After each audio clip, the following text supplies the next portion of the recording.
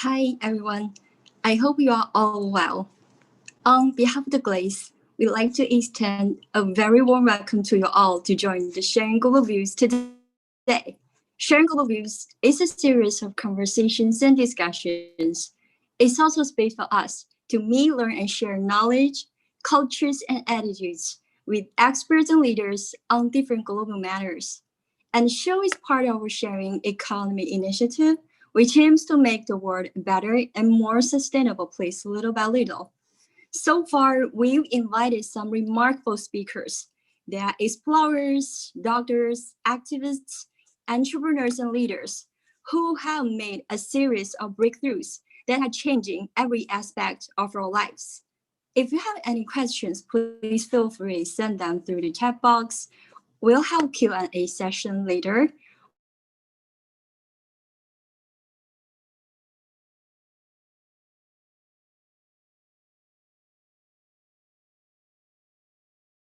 All leave a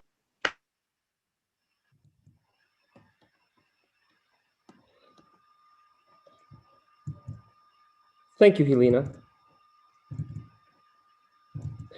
So, Global Sharing Views is a program for thought leaders, industry leaders, young professionals, and anyone who is looking to broaden their perspectives as we seek to present relevant topics of interest that affect our daily lives. This is a space to open our minds, but most importantly, to ask questions for our own perspectives. I would like to welcome everybody joining us today live via YouTube, and also a special welcome to the Agora community joining us in the Zoom conference. Thank you for all of those who will be watching us onwards from our recordings and on our different social media platforms. For today's session, we'll be touching on a fundamental topic as we look to discuss on how good education could become, looking ahead past all the present circumstances that we are currently facing.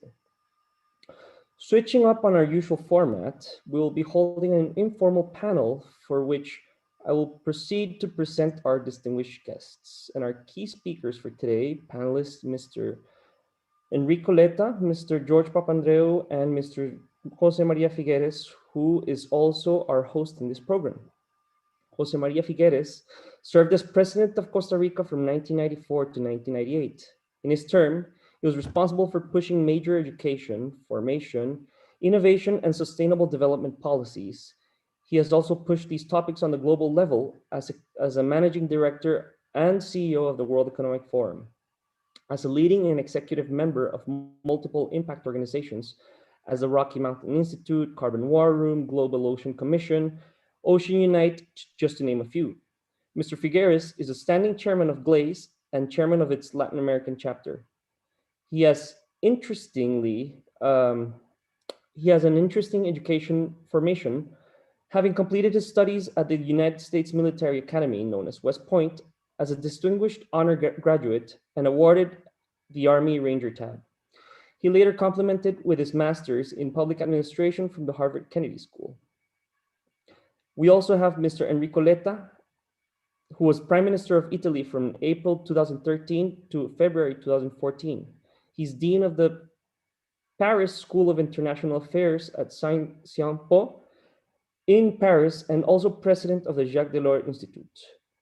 Enrico Letta has a degree in political science, which he received from the University of Pisa, and subsequently obtained a doctorate at the Santa Ana School of Advanced Studies. He's author of many books on international and economic affairs, with particular reference to EU enlargement. He is now the president of the Association of Professional Schools of International Affairs, also known as APSIA, which brings together the leading graduate schools around the world, helping students, schools, organizations, and partners transform themselves into more effective agents of positive change. To advance international understanding, prosperity, peace, and security through the people, and ideas shaped by our schools, APSIA has grown to include a community of tens of thousands of students, faculty, alumni, and staff from nearly every country in the world. And third, belonging to a political dynasty of long-standing in Europe, George Papandreou has served as the 182nd Prime Minister of Greece. He was the third generation of the Papandreou family to serve the country's Prime Minister.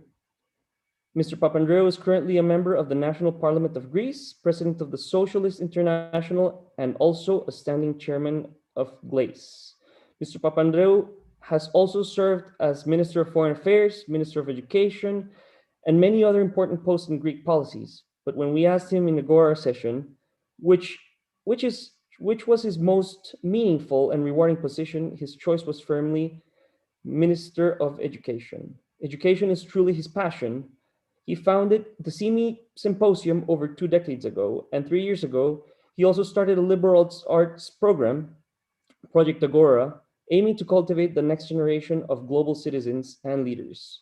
With some of his good friends, such as former Prime Minister of Australia, Honorable Kevin Rudd, and our moderator today, Mr. Jing. Moderator Jing is one of the founding members and currently also co-secretary general of GLACE.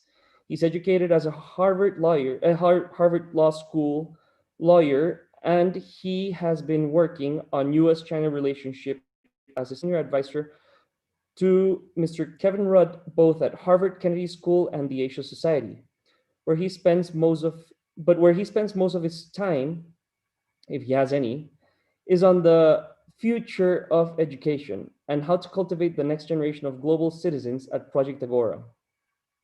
Many veterans of the global diplomacy and academia, including President Jose Maria Figueres and myself, are mentors and junior mentors at Project Agora. So GLACE wishes to express its gratitude to Project Agora for co-hosting today's dialogue. So here we present Mr. Jing. Thank you, Godfrey. Thank you very much for your very kind introduction and for your good idea to do this from the beginning. It is truly an honor for me to moderate this exceptional panel at GLACE, which is committed to share global views, and a real treat for our audience who are coming from everywhere to listen to the three great thinkers, leaders, and most importantly in the setting, great educators of our age to share their insights. And I just saw that President Tadic from Serbia is joining us. I want to acknowledge him. To respect the limited time we have today, 30 minutes or so, as I was informed, and President Figueres might have to leave us a little bit earlier. So I want to also leave adequate time for our audience to pose their questions. So I would pose one leading question to each and every of our panelists. And the panelists will have about 6-7 minutes to address that question, to leave some time for other panelists to either add oil or to share light in their follow-up comments. And as for our audience, please type in your question into the chat box. Ute and Helena, our directors of the show, will keep an eye on those questions and turn to you in the second part of our conversation. All right, enough of housekeeping. Let's dive into our conversation directly. Earlier today, we did a quick survey with our selected audience, and we give them some framing, like one of those saying in China, which goes like 教育改变命运. To translate is basically education changes one's destiny. But most of our audience are very confused as much as with education as with destiny and future. So the top concern, as mentioned, among the survey of the worry of education in the post-COVID world comes with overwhelming uncertainty. On the one hand, COVID-19 is driving global anxiety and shared fear among us as we are living in this extreme uncertainty. On the other hand, the transformative power of technology is changing almost every part of our lives, speed up by the COVID-19 towards a good or bad direction we are yet to find out. And on top of both of uncertainty, we also have the dramatically changing geopolitical dynamics between US, China, and EU. So with those background, I'd like to pose the first question to Prime Minister Letta. You are both an educator and also a policy practitioner. So how do you see the main challenges facing our education nowadays? The floor is yours, sir. You have 7 minutes. Thank you very much. I'm very pleased being here, and I hope that this event will be the first step of a global reflection at GLACE level with people from all the corners of the world, thinking together which kind of changes this pandemic period is bringing in our daily life as educators. And we think that sharing practices can be a fantastic experience. So I will be more than happy to consider this event as the first step of a common work. My point is just very short 3 points. First point is about the big challenges is related to the inequalities. The rise of inequalities to access to education during this pandemic period was, I think, for me, for us, for my experience, one of the most complex issues. It is, of course, related to many aspects of the way in which each student is organized, the places where he comes from, or the way in which he works, the family environment. And it is clear that the online education is changing completely the way in which inequalities are working, because we know very well that when someone is left behind, when you are in a class with physical presence, is absolutely easy for a professor to be aware of that. That is completely different from the online activity. This is why inequalities is today, I think, the main issue and the challenge number one. Challenge number two is the learning loss during pandemic. That is mostly related to technology, connectivity. We know very well that our territories are our regions, the places where we come from are completely different in the way in which connection, hyperconnections are working. And also the different families, environment are creating differences. And we know very well that connectivity around the world and in different countries are today a factor of division. First of all, because of the tensions among continents, among China, the European Union, China, and the United States, the differences between devices and between and among the different technological aspects. So I think governments should not underestimate this issue and prepare to develop better and more inclusive education systems in the post-pandemic phase, also at the technological level. My third point is about uncertainty and anxiety, both for students and professors.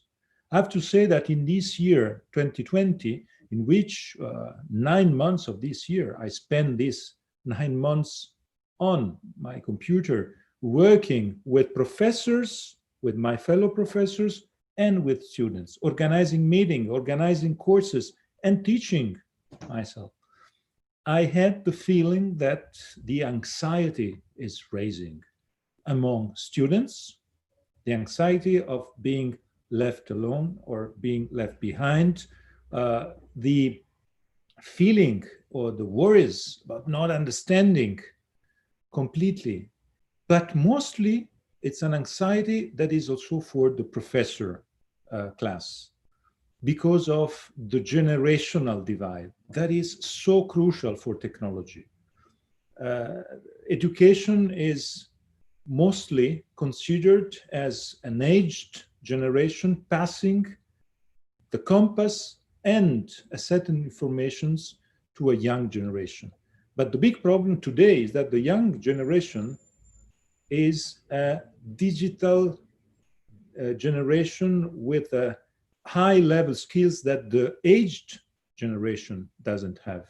And the big difference is creating anxiety among, for instance, our professors. I spend a lot of time working with our professors, trying to calm them, to give them the tools, to help them in being familiar with the new opportunities that new technologies are giving. So I stop here because I think these 3 points are crucial, and I would be more than happy to share these points, to listen solutions, and to listen the way in which in China, in other parts of the world, you are working on these topics. And I will be more than happy, of course, to listen the authoritativeness of people like George Papandreou and Jose Maria Figueres on these topics. Thank you very much.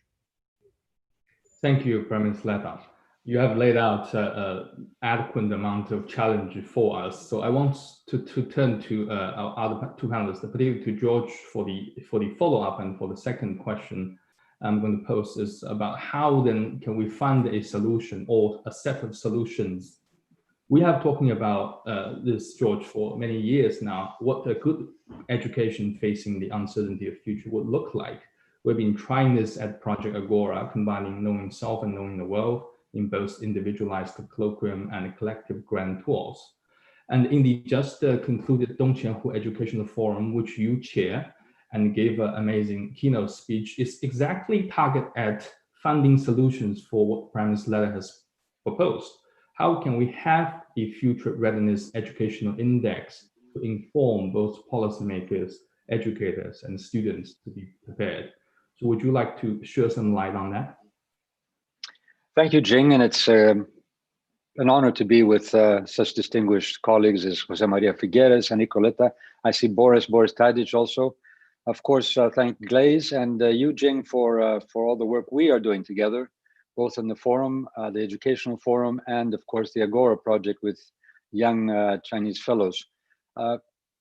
We do need, there is a transformational moment, and we do need change. And I think Enrico Letta very well put one of the reasons, that is the inequalities that we are seeing and have been increased, they have been exacerbated during this pandemic. I won't get into the statistics, but just one statistic, that 90% of low-income countries, of the children of low-income countries, don't have the skills of secondary education. And even in the rich countries, there is a big disparity. So I will give you 10 points, as quickly as possible, where I think we need to think about and embrace and talk about as far as the trends from where we are today to where we might be tomorrow. The first, of course, was mentioned by Enrico, from unequal access to universal access and to high quality educational services. The second is technology, from seeing it as sort of a multiplier of existing lectures to a technology as a way to change the relationship between the student and the teacher and the materials. New forms of educational experience, delivery, gamification. In education, I want to remind you that the word school comes from the ancient Greek word of leisure or fun. Third, we have a more structured factory down, top down like teaching, and we need to move to a self-motivated, self-paced, self-evaluated, self-directed learning, so the student takes ownership of the learning process and the teacher becomes more a mentor, guiding on an exciting journey. 4, students where they are more passive storage place of pre-processed and static information, sometimes ready-made solutions, to a student who is a young researcher, critical, creative, synthesizing knowledge, where daily challenges become a project, a problem-solving project. 5, from a school that's a black box, student goes in, but parents and society are outside, don't see anything, to a school where the world is the classroom, and parents and community actively and transparently contribute and participate in the learning process. 6, from education, which is primarily for a profession, and sometimes professions which may not be existent once they graduate, to an education for continued change, adaptation, resilience, lifelong learning. 7, from shaping the student into a sort of prefabricated mold to liberating the unique talents and capacities and celebrating this diversity. 8, bridging the need for technical skills on the one hand, which is usually an emphasis now on the technological innovation, to a wider philosophical approach to life, understanding the ethical dilemmas, the use and even misuse of technology and its impact on our worlds, our society, and the globe. 9, developing the consciousness of what is superfluous, false, or concocted needs in our consumer societies and lives, and recognizing the more essential personally and of course for the public good. Ultimately, ensuring that schools help the well-being of the students of our teachers, as Enrico said also, and our societies, removing as much as possible this anxiety. Finally, 10, we need to move from a school which is passively reproducing the societal and economic relations in our society to one that becomes the center of transformation. So the school should be the center of transformation towards a sustainable society. And the content and the pedagogy that teaches us a new relationship with our food habits, our health, our nature, plants and animals, and one that motivates us to participate actively, because when we participate actively, then we start changing our habits. That's otherwise top down, they won't change. Actively in teams, in communicating, in imagining a better and more just world for a shared future of trust and cooperation. So we need to think holistically and act collectively as truly global citizens in an interconnected world. And that's where I think the educational system can be of great importance. Of course, what we're talking about is a new educational ecosystem, if you like, and it needs to have its champions. We should all be champions, of course, but investing in teachers, they will be the drivers, they will be the leaders worldwide, and I think that will be of essence. Thank you. Thank you, George. Thank you for a very inspiring remark and a very comprehensive set of solutions. I fully agree that we have to think holistically and act collectively as the whole world is really our classroom. Among your 10 points and what PM Letta has raised, I want to pick up 2 key points and I want to pass on that to President Figueres. One is the generational divide and one is sustainable development. The first one, both you, President Figueres and George, you are the gatekeeper of generational legacy. President Figueres, your father was the founding president of Costa Rica. So how do you see the intergenerational legacy as part of the cure for generational divide? Is the first aspect of the question. The second one is that you are also a champion of leading the fight for climate change and protection of the ocean. So George mentioned that, and I sincerely think without an education of sustainable development, we won't really have a future. So would you mind share some light on those 2 points? Thank you. So, Jing, thank you so much for being our moderator. Godfrey, thank you as well with Elena and T.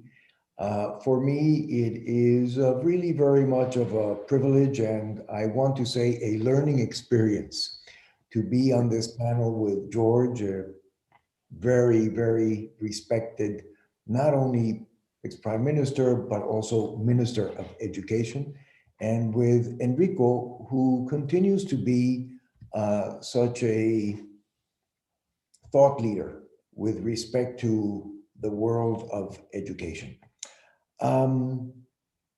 Coming back, Jing, to your questions, I would like to frame them, if I may, in 4 points. But before the 4 points, I very much agree with Enrico when he said that he hopes that this is the beginning of a permanent ongoing conversation on how we can improve education in the context of today and how we can adequately harness technology to improve the educational experience worldwide. And we take that to heart, Enrico. We need to make that part of GLAZE ongoing in this series of sharing global views. So then, if I may, then to the 4 points and addressing your question, Jing. Both Enrico and George have mentioned the inequalities. The point I want to make is that those inequalities were already existing when we came into the crisis, very much between developed and developing nations in terms of their educational systems, which is something that concerns me because competition today is global, which means that students coming from developing nations would be, to begin with, less empowered to face the challenges of a globalized economy and planet not having had the same opportunities of quality education that the students in the developed world have had. And that divide is also internally within the countries. In my own country, Costa Rica, there is a very big divide in terms of educational possibilities that has to do mainly with income distribution of their families. So this is an issue that we already had. We inherited the inequalities. Now we have to double up our efforts to see how we're going to be able to solve them. The second point that I would make is coming from that first point. And this is the issue that I feel we're very much at risk of what I call losing a generation. Losing a generation that has been impacted by the crisis and that has seen its educational possibilities greatly diminished at every level. Not only university level, but let's talk about high schools, because not all high school students go on to universities. Many of them come out of high schools and go into technical schools or go directly into work. At the high school level, in the case of Costa Rica, to talk about our own country, by the middle of this year, in a country of 4.4 million people, we had already 100,000 students in high school dropping out of their classes. Dropping out of their classes because they either did not have a good computer to begin with, or the parents lost their jobs and they could no longer pay for the internet, or they could simply not cope to being used to the classroom becoming this square in image on a computer instead of the classroom that we have been accustomed to. And I fear that by the end of the year, we will have 200,000 students who will have dropped out of high school, with the possibilities of their returning to high school being very dim, very small. That to me is the tragedy of a lost generation. And I have the impression that to a minor or greater degree, that is the same in other countries. So the third point I would make has to do with a catch-up. How do we catch up? How do we, within the context of what we're living, retool, reshape, retrain to be able to catch up and not lose a generation, but rather come out of this crisis towards something that is even much better in every sense of the word, including, of course, the educational opportunities. And catching up to me means retooling, both for the professors, teachers, and also for the students. Enrico made the point that he has seen a lot more stress in professors at the university level. He made the point that there is a divide between the attitudes or the skills of professors using computers for educational purposes now, and that of the students who may be a lot more used to the world of technology. But if I may nuance Enrico's point, which I agree with, I would do so in the following way. Not only do we need to perhaps retool and provide the training for professors to become accustomed to this new environment, I think we also need to do it for the students. Students are used to technology for social media, for other purposes, but their skills in terms of using technology to study, to research, to self-educate, to have the discipline outside of a classroom to allocate the time required by the educational experience is something that I fear they are not used to. And so in the context of today, with technology being what I hope we will transform it into, an enabler of a much better educational experience, I feel that part of the catch-up has to do with retooling both on the side of professors and students to the new conditions. And that leads me to the last point, which also allows me to address, Jing, your question on climate, which is curricula. So for years and years, we have been talking about curricula changes without really having moved on them in a very impressive way, at least in the part of the world that I come from and I am more familiar. Yes, there are countries that have made tremendous advancements in terms of the quality of the education and how that educational experience is inviting to students at all levels. But those countries, I fear, are the exception. And I think that as part of the catch-up, we need to rethink of what the curricula is going into the future. I believe that that curricula has to focus on 4 things very valiantly, because many other subject matters that so far we've been teaching can be learned today using technology, searching the internet, whatever. And those 4 things that we need to concentrate are, 1 is climate change, because if we believe that this crisis has been severe, the one that's looming up over the horizon with respect to climate is even much worse unless we're able to halve emissions of carbon in this decade. And that requires education, because it is not only a government responsibility, it is something we all have to get involved in. Secondly, languages. I find that in the world today, there is nothing that opens more doors and that connects people to new opportunities in terms of work, empowerment, entrepreneurship than languages. We need to double up on languages. Third, we need to double up on personal finances. How do we live a financially responsible life?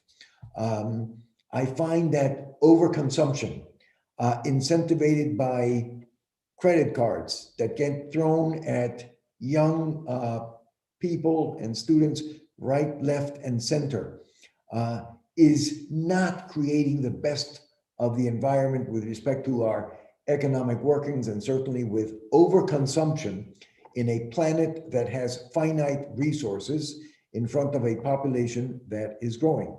And the fourth one that I would mention as an example is technology itself, because I feel that here we, coming out of this crisis, can use technology even in a much better way than we have been able to do so so far. So addressing inequalities, making sure we don't lose a generation, catching up and retooling for the educational experience, and looking at the curricula are things that I believe should be part of that ongoing conversation, which Enrico has mentioned here at the beginning. And of course, as George and Enrico, I'm delighted to see President Tajik here with us, as well as many good friends of these global conversation series. Thank you very much, President Figueres, and thanks to all of our panelists for being so inspiring, but also very punctual, right? You're making my moderation job extremely easy. You're all very on time, very succinct.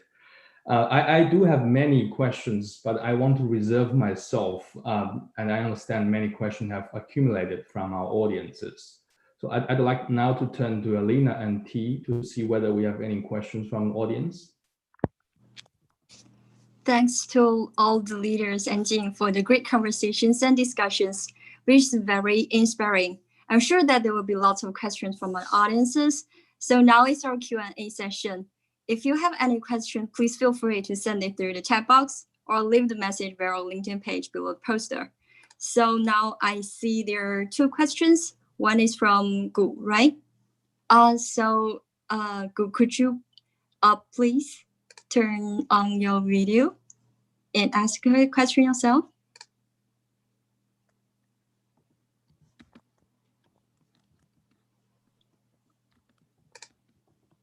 Hi, can you hear me? Yeah. Yes, yes, we can. And my question is that what's your expectation of AI role in the future education? And you know that's the AI progress is very fast, dramatically changing our life and our current world. So should we worry about this kind of progress of AI? Thank you. So this is in alignment with the question about the role of technology and AI in the future of education. PM Letta and George, which one would you like to take that, or you can take them both? I'm more than happy to say a few words on that. I think that the future will be a future in which we have to consider how to combine education in terms of physical presence, exchange among people in physical presence, and activities through technology, web, and also with the use of artificial intelligence. Of course, we have to divide different fields. There are fields where artificial intelligence will be more present, more active, STEM, for instance. And we are fields like social sciences, that is my discipline, where the situation will be different. But my key point is the following one. It is impossible to think that the future of education will be 2019. I say 19 because 19 was the last year in which we worked with the usual way to work. And 20 was a year of earthquake in any terms. But my point is that the future won't be to be back to 19. The future will be to have an hybrid form of education. And so this is why I'm so interested in working at Clay's level on that, because we have to understand how to combine the two aspects. We need both. It won't be possible to be successful just with one, so 19. But at the same time, we can't consider the experience of this year, 20, as the top experience. The future will be a combination.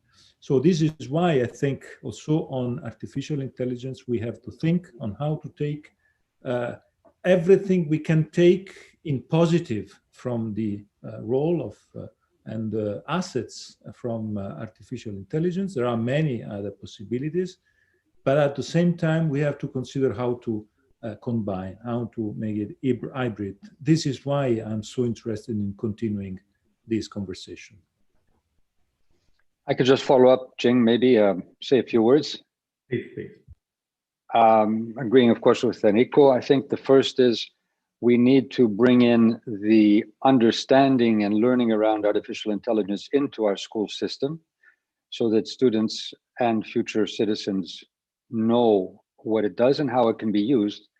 And it can be used for the public good, from tracing, for example, early warning systems for pandemics, financial issues, health issues, and so on. Of course, global warming. These are many things, many areas where it can be useful.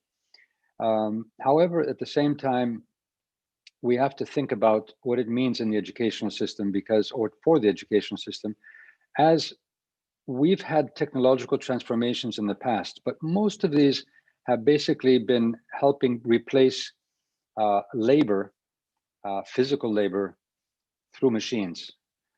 However, artificial intelligence may replace the brain, and we don't want to get over-dependent so that we don't develop our own brains, our intuition, our skills, our research capacity, understanding. So we have to be careful that it doesn't diminish the need for really, really critical thinking and education. Final point, there are ethical dilemmas. How we use technology is of great importance. It can be used for the good, it can be used for destructive purposes. It can be used to control citizens, or it can be used to liberate the possibilities. So I think our education system has to bring in the ethical dilemmas of how the great powers we have, we use and not abuse. We use well for the public good and not abuse, which we have done in many times. Look at climate change and destroying our environment. Thank you both. And as for this, I do think from empirical data, we will see human always can utilize tools for the benefits of humanity. And I believe that technology and AI will be another one. At least I'm hoping for that. So I'm getting back to you, Alina and T. Do you have any other questions from the audience? Do you want to call on the next one? Yes, we actually have Kate from Agora project actually having posed a very interesting question. Kate, do you want to come on board? Thank you, Te. Thank you, Glaze, and thank you all panelists for sharing your wisdoms. My name is Katie, and I'm the Chief Operating Officer of Project Agora. Agora works with students aged from 12 to 18. So my question is actually for this group of students. We all talk about the challenges our young generation are facing. I want to seek some advice here, how they could prepare themselves for the incoming challenges, academically and also socially, balancing the external requirements like exams, college entry requirements for current education systems, and also in the meantime to do a significant amount of self-exploration to really find who they are and who they want to be. So I just want to hear from panelists about their views on these questions. Thank you. Please. There are many possible answers, but I would like to focus on one point that is for me crucial in this period of pandemic. Pandemic was an earthquake for education because one fundamental part of education processes is the exchange, the meeting each other, meeting other people, traveling and having the opportunity to experience the diversity. And we didn't have part of this experience during this year. So my point is that the after pandemic has to be a relaunch in this part of exchange. And when I say exchange, I say, first of all, traveling, because what we missed the most in this period of pandemic, it was exactly the experience of travel. And watching or seeing places through our computer is not the same experience, it's a completely different experience. And having the opportunity to travel, to meet other people, other traditions, other languages, other way of thinking, brings you to think that the world is larger than your mind, your brain, and your own environment. And this is the main point that I see even in Europe, where this pandemic brought people in an inward-looking approach, in a new inward-looking era. And inward-looking is the opposite of a good education for the world of today. Inward-looking is exactly the opposite of what we need. We need to be pushed out and to experience diversity. So this is why I think my point is I focus on this topic that for me is the number one today. Could I just add to that? I like Katie's question, and Jing, I like what Enrico said about travel. I will use that more as a metaphor because our system, our educational system, particularly when we talk about secondary education, primary, but particularly secondary education, where there's real pressure. We talk about, I know in Greece and many of the Asian societies, China of course too, real pressure to conform to the exams and the norms, the specifics of getting a good grade. So actually, it's taking one path. There's one path you follow. I mean, there may be certain diverse ones, but they are very concrete, specific paths. You maybe have to choose different paths, but you know the exact way that you're going and where you're going to go. What Enrico is saying about travel is experience many different paths. Take roads unknown. Look for new experiences in your life. Search out new ideas, challenges. So travel, whether it's getting on a plane or a train, or just in your mind through books, through talk with other people, through dialogue. I think that's very important to try to combine the certainty of the 2019 system, which was not so certain anyway, with the much more diverse uncertainty that we are facing, but which means we need to get ready to understand new experiences and process them and be able to create our own compass, if you like, in this more diverse and more uncertain world. Thank you both. And thank you, Katie, for the very good question. I'd want to have a quick follow-up for what Prime Minister Letta said, and George clarified that to a certain point. So this is what I've been reading, the meditation. This is a very inward-looking book, right? It's really looking to self to find your moral compass. So I assume what Prime Minister Letta meant is not inward-looking to your own moral compass, but more only care about yourself, right? The sense of selfishness. Right? I just want to clarify that. Is that right? It is absolutely correct. Thank you. So back to you, Alina and T, for the next question. Okay, we have another question from, I think it's Sally. Could you please ask the question in person? Molly? Mm-hmm. Tell us Dear President, hello. Dear Presidents, Prime Ministers, and Mr. Jing, I am Molly. As our honorable leaders discussed, online study have been further proven effective during epidemic. I would like to ask, do you think transnational national teaching online exchanges teaching method in the national lines curriculum in future? We also connect school students from different countries to comment and make friends with teachers.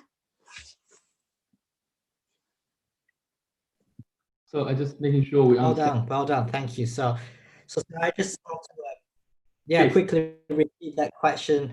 I think it's clear enough that they were asking, would you like to, she would like to ask, do you think transnational teaching online, exchange teaching methods, internationalized curriculums would reduce inequality in education and become a trend in the future, and possibly to connect school students with different countries to communicate and make friends with each other? Do you think that's possible? Do you think that can be a trend?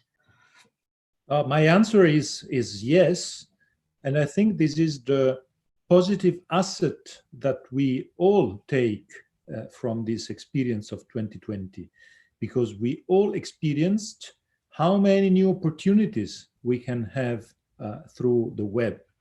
And these new opportunities are exactly what you said, and you said very correctly, that this opportunity can create new friendships, but also the possibility, for instance, to listen people that it would be impossible to listen or to share or to discuss with them in a normal physical presence learning activity. And this is what I am experiencing in my university, for instance. We are organizing a lot of meetings it would have been impossible to have in normal time. Of course, these meetings are a little bit different, but I think we have, this is why I said at the beginning, we have to combine both aspects. And this is why I say to my professors, to my fellow students, to my university people, we have to organize a new world of education that has to be a hybrid education, combining 19 and 20. So my point is that we have to, and this is why it's so important that Glaze deal with this topic, because we have to understand how to combine 19 and 20. It is not done, and I have to say also, I don't know if George agrees on that, but I don't see any toolbox existing on that, how to combine 19 and 20. We have to create our own toolbox. And for me, working with students coming from all the corners of the world, in my university, I have students from 111 countries. The Chinese students in my university in Sciences Po are the fourth group of students. We have 500 Chinese students in my university. In my class, I have students from 19 countries. So I see all the benefits of exchanging with all this diversity on how to combine 19 and 20. And this is why my point is, it is a fantastic mission for all of us to discuss on how to have a new combination, a combination between 19 and 20, writing our own toolbox, coming from different countries, different experiences, but having in mind that education is the very core of life, as George very correctly said in his speech. Well, I can only agree with Enrico. Absolutely. This is truly a relaunch, as he says, of thinking about education. And I think we're only at the beginning. Our schools have still pretty much been working like they have a century ago, or maybe 2 centuries ago, with the Industrial Revolution, where we're in closed classes, teacher, student. And what we now have is actually you can have a small group and they can then connect with the whole world, theoretically. Of course, language and so on will be a question, and they're already doing this. And of course, the universities, as Enrico said, are doing this even more. But I can see this in secondary, even in primary schools.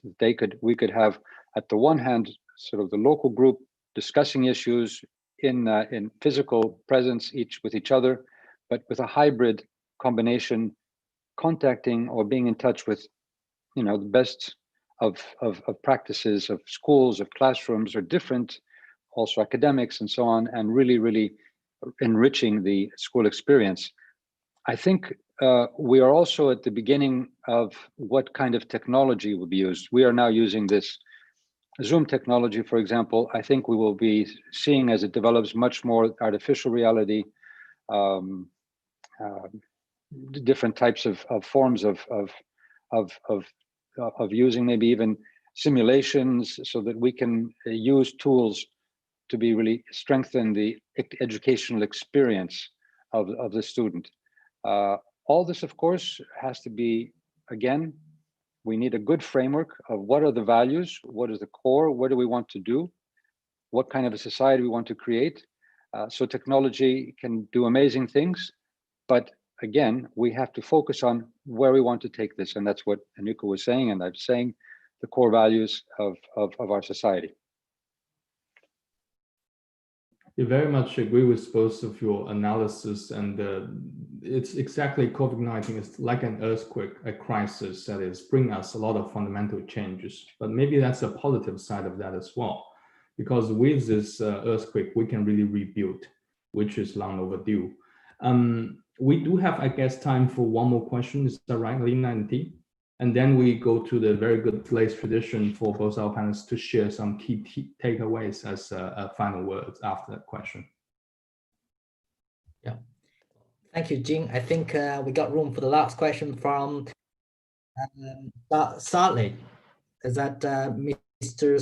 Sartley? Are you there? Do you want to pop in to ask a question, sir?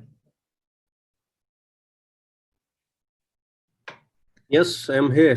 Thank you, first of all, for your insightful information.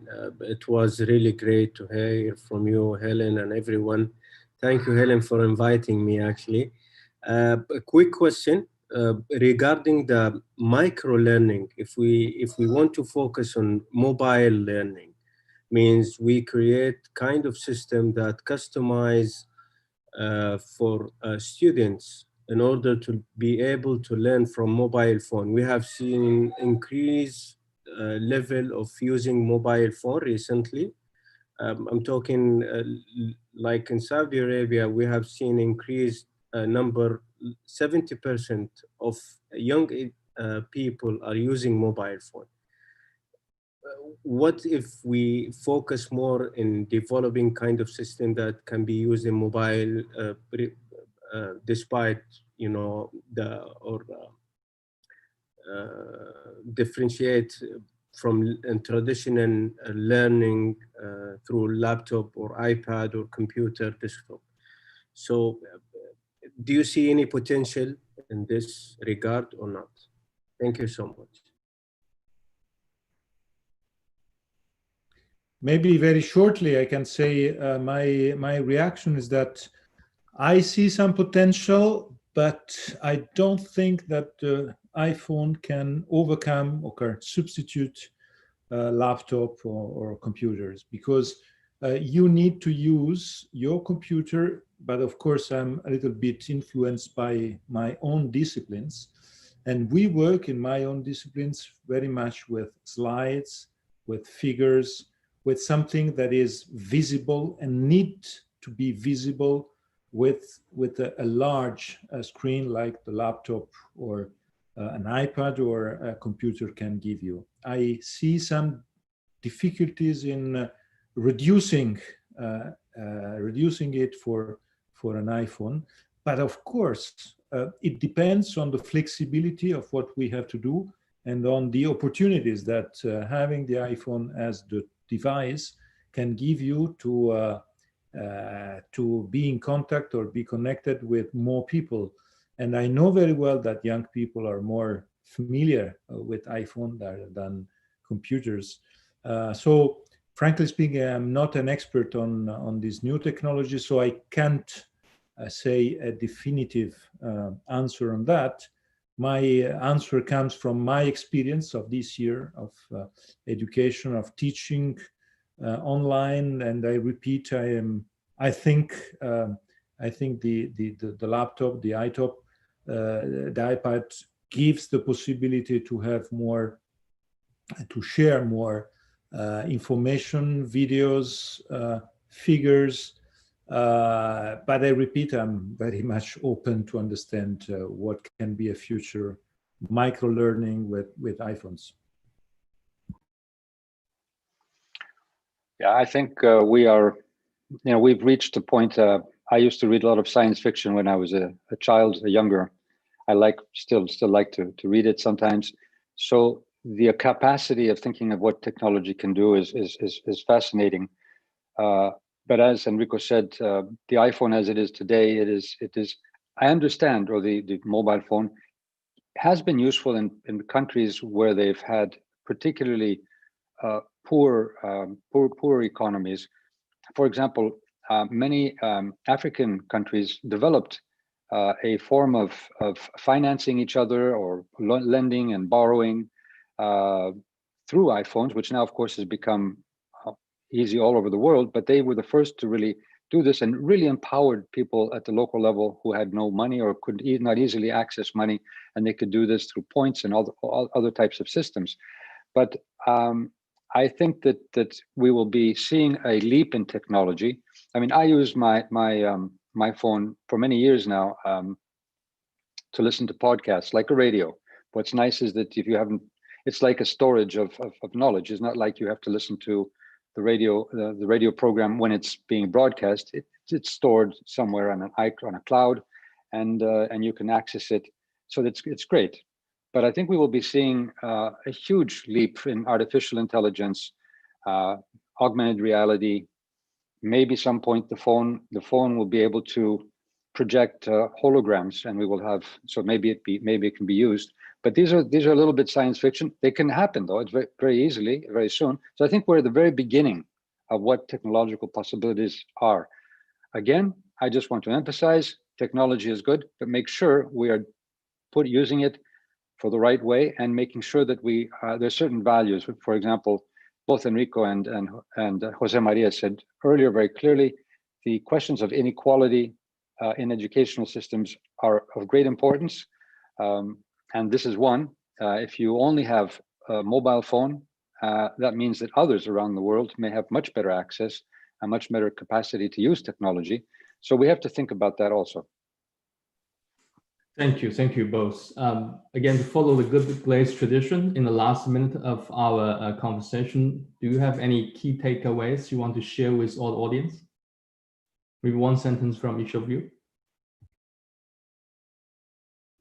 My point is we have to work together, young people, aged people, people from China, people from Europe, from Americas, from Africa, from the rest of Asia, how to combine 19 and 20. So how to combine the education that we experienced in the year 19 and the new education we were experiencing in this year 2020. The future will be a combination of both, but which kind of recipe, which kind of balance between 19 and 20 is in our hands, and we have to discover it together.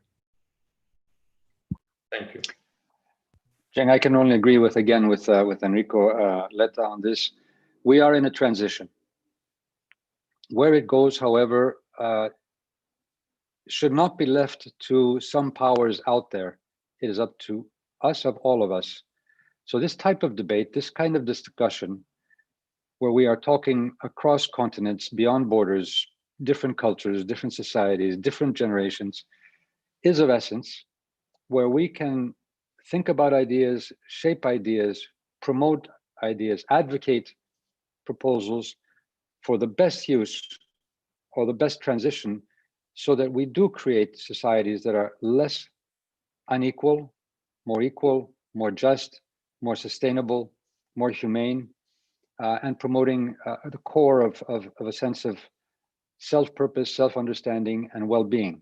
I think if we have that as a compass, but then also as a process, we say, yeah, this is something where we don't have ready-made solutions, but we can work together to find them. I think that would be a very, very strong message at a time when we also have the reverse forces, where we see people wanting to close down into their nationalistic corners or their ethnic cultures and hate speech and so on. We need to break that, build bridges in order to build a better future, as we're doing today. And again, I want to thank you, Jing, of course, Enrico and my other colleagues, Jose Maria, Boris, and of course, Glaze, for this great opportunity.